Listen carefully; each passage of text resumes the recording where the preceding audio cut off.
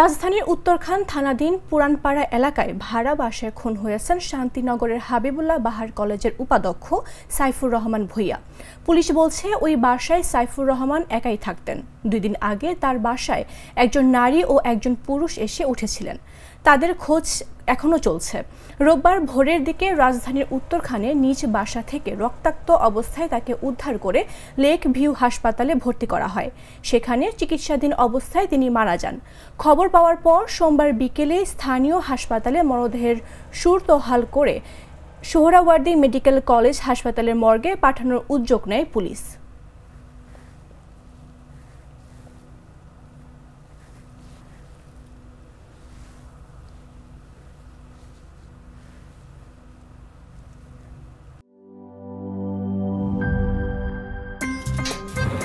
আমার একটা স্মার্ট সিদ্ধান্তে 25% গ্যাসের খরচ কমেছে। ভাবছেন কিভাবে?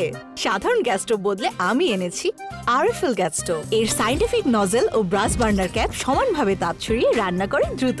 তাই গ্যাসও বাঁচায় 25%, টাকাও বাঁচে 25%। আরএফএল গ্যাস স্টোভ নিরাপদ ও গ্যাস সাশ্রয়ী।